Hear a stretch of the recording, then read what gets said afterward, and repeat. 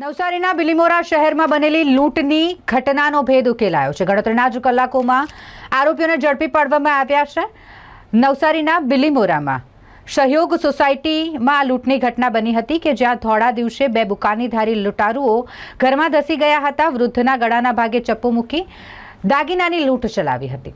જો કે આ લૂંટારુઓ જ્યારે ભાગી રહ્યા હતા આ દરમિયાન સીસીટીવી કેમેરામાં કેદ થઈ ગયા હતા। પોલીસ દ્વારા આ મામલે તપાસ હાથ ધરવામાં આવી અને ગણતરીના જ કલાકોમાં બંને આરોપીઓને ઝડપી પાડવામાં આવ્યા છે। આ બંને આરોપી બિલીમોરાના જ રહેવાસી હોવાનું પણ સામે આવ્યું છે અને સાથે જ એવી પણ માહિતી મળી રહી છે કે આ 21 વર્ષીય આરોપી જેમાંથી એકને દુબઈ જવું હતું અને એકને ચાની ફ્રેન્ચાઇઝી ખોલવા માટે પૈસાની જરૂરિયાત હતી અને માટે તેઓએ આ લૂંટનો પ્લાન ઘડ્યો હતો।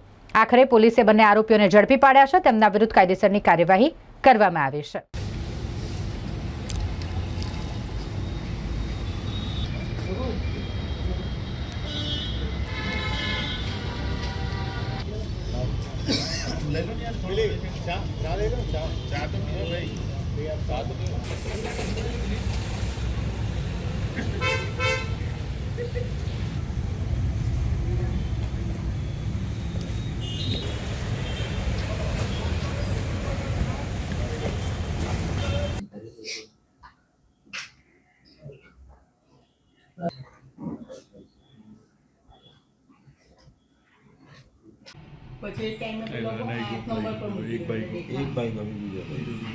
આગામી 27 ફરવરીના રોજ નવસારીના બિલીમોરા પોલીસ સ્ટેશનની સહયોગ સોસાયટીની એક ઘટનાની અંદર બે દુકાનીધારી એક ઘરની અંદર ઘૂસી જાય છે।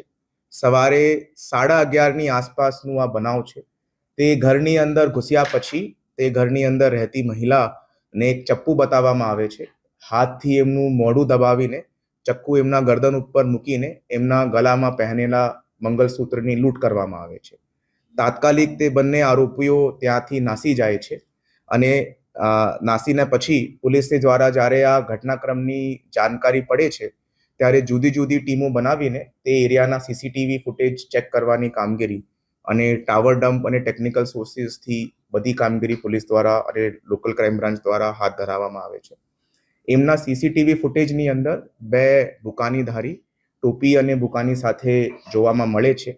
બટ એના ઉપરથી એમની ચાલ ઢાલ જોઈને અને સીસીટીવી ફૂટેજથી પોલીસને શંકા જાય છે કે કદાચ આ બંને આરોપીઓ લોકલ બિલીમોરાના જ હોઈ શકે છે।